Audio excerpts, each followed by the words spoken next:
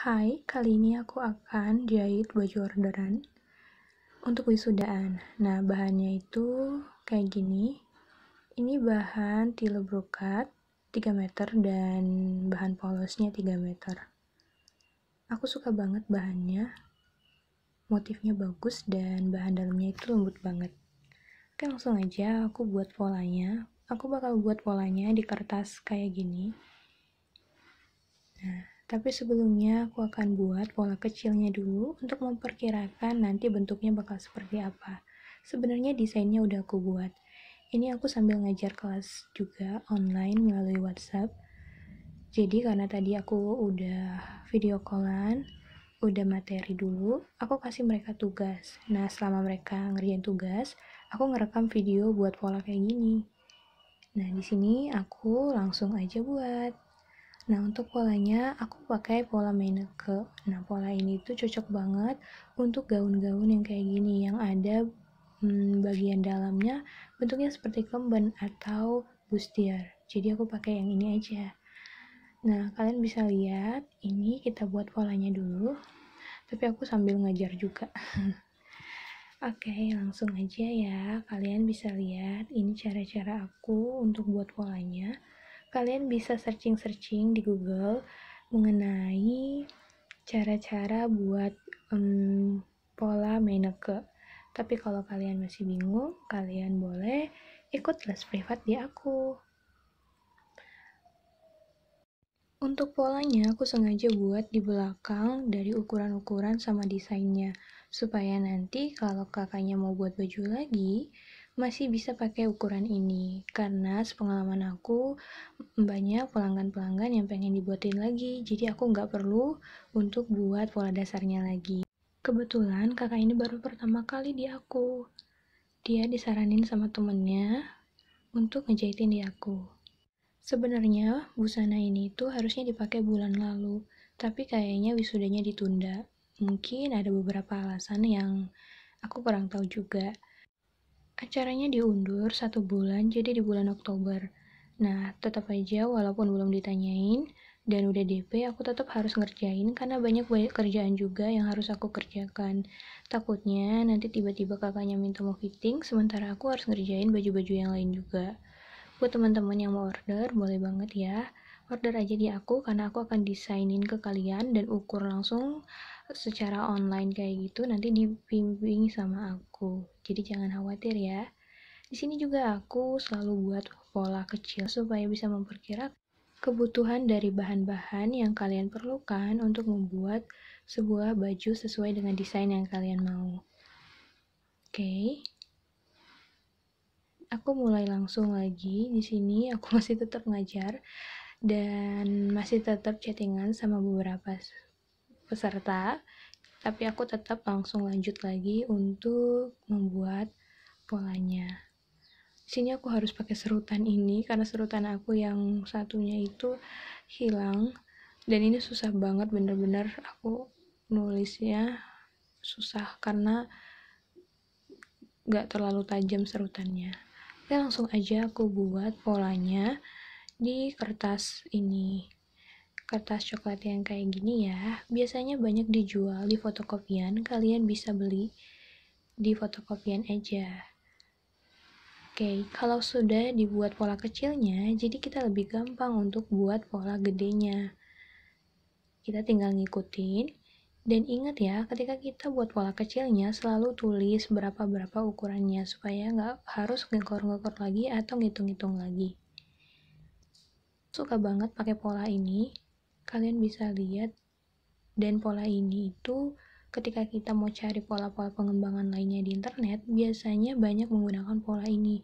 Jadi, lebih baik kalian juga belajar pola ini ya. Kalau kalian sendiri, pengalamannya selama nerima baju orang gimana sih? Aku paling suka sih kalau misalnya ada beberapa baju yang langsung pas ketika digunakan.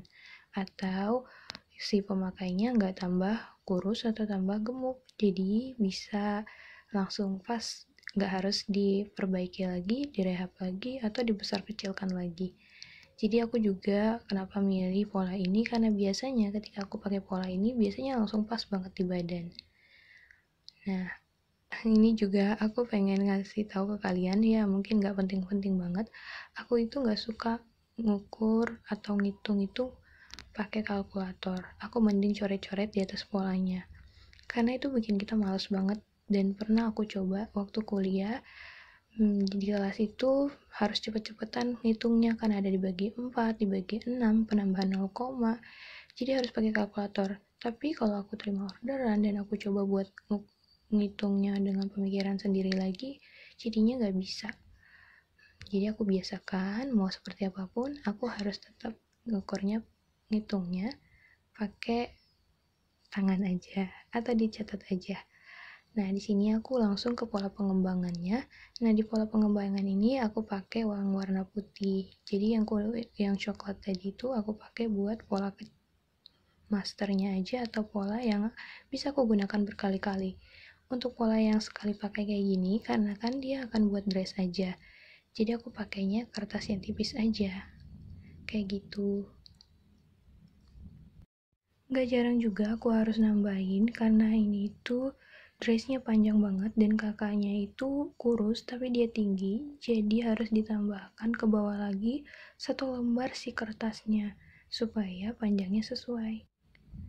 Aku seneng banget setiap kali aku ngejahitin baju orang itu, sebenarnya aku lagi belajar untuk mulai terima orderan, terima tantangan baru, belajar untuk berkomunikasi yang baik supaya apa yang mereka pikirkan tersampaikan dengan wujud busana yang akan jadi hasilnya nanti. Tapi gak jarang juga sih aku itu terima omelan dari para pelanggan. Ya namanya resiko ya. Aku percaya bahwa setiap orang yang mulai atau lagi menjalankan bisnis itu juga pasti ngalamin hal yang kayak aku atau lebih dari yang aku rasain. Jadi aku gak mau nyerah walaupun kadang-kadang ya down banget sih kalau dimarah-marahin juga. Karena kan ini tuh buat tantangan. Setiap orang itu pekerjaannya beda-beda. Tapi tetap aja aku berusaha, semuanya aku jadikan pelajaran, dan ternyata semakin kesini, aku dipercayakan buat baju-baju yang lebih keren lagi. Lebih dari yang dulu pertama kali aku kerjakan. Oke, di sini aku udah mulai gunting brokatnya. Kalian bisa lihat, ini brokatnya itu benar-benar pusing juga, karena kita harus menyesuaikan kebutuhannya juga nantinya. Apalagi kalau dia terbuat dari brokat yang bermotif atau motifnya itu berlawanan. Para penjahit pasti tahu atau orang-orang yang sering ngejahit pasti ngerti kenapa kesel banget kalau misalnya motifnya itu nggak berlawanan. Jadi kanan kirinya itu nggak bisa disesuaikan dan disamain kalau misalnya motifnya hanya satu arah aja. Dan itu bikin pusing banget, kita harus putar otak benar-benar. Jadi pekerjaan itu sebenarnya banyak orang yang nganggap kita itu hanya nyusun-nyusun pola, ngitung-ngitung hal yang sederhana, terus gunting dan jahit. Guys, kalian please jangan mikir hal yang kayak gitu ya. Karena sebenarnya kita itu mikir keras buat letakin motif aja, supaya motifnya itu nggak salah, terus kebutuhan kainnya benar-benar pas. Apalagi kalau misalnya kainnya itu bahan yang dikasih sama pengantin yang ya paling beberapa meter aja. Terus banyak juga yang suka nawar-nawar. Guys, please. Ini itu pekerjaan tangan. Tolong jangan samakan kita dengan pekerjaan lainnya yang mungkin kalian anggap itu mudah. Kayak gitu. Maaf ya. Nah, kalian bisa lihat ini aku langsung lanjut lagi ke pemotongan bahan polosnya. Aku ngebedain karena memang untuk bahan polosnya ini di dalamnya bentuknya kemben, jadi nggak sampai ke atas atau bagian atasnya nggak ketutup, hanya ada brokatnya aja. Di sini aku dikasih jus sama teman aku karena memang dari pagi aku udah ngerjain, jadi aku langsung dikasihin supaya aku nggak bergerak-gerak karena aku males banget kalau harus pindah lagi. Oke, langsung aja aku lanjut. Di sini aku lanjut pemotongannya. Kita harus ngikutin serat. Guys, kalian tahu arti ngikutin serat gak sih? Istilah-istilah kayak gini tuh penting banget. Nah, kalau untuk ini aku langsung pakai pola yang udah aku potong tadi, jadi aku tinggal ngikutin si brokatnya. Tapi untuk bagian atasnya kita harus pintar-pintar supaya nanti bagian atasnya itu pas. Kayak gini, jadi bagian atasnya aku udah potong si polanya Selanjutnya kita susun-susun lagi supaya pas dan kayaknya nggak mubazir. Dan ini bener-bener pusing banget ngatur-ngatur arah gimana bentuknya. Walaupun sebenarnya brokatnya udah dipotong. Tapi sayang banget kalau misalnya kainnya yang polos ini itu nggak kepake. Jadi kita harus tetap ngaturnya supaya tempatnya benar dan nggak kebuang kain-kainnya. Oke, ini aku langsung lanjut potong semuanya. Ini baru part pertama aku ya. Ini juga udah 2 hari pengerjaan, tapi aku ngerjainnya hanya sekitar 1-2 jam aja sambilan ngapain, dan ini baru bangun aja. Karena aku harus ngajar juga untuk siang sampai sorenya. Sekian dulu ya dari story aku hari ini. Aku akan lanjut part 2-nya untuk proses penjahitannya. Semoga kita bisa ketemu lagi, dan please kalian like video ini, komen, dan share. Semoga bermanfaat ya teman-teman. Kalau misalnya kalian mau nanya-nanya sesuatu, kalian boleh nanya di komentar atau ke TikTok dan Instagram aku. Thank you. Lanjut part 2 ya.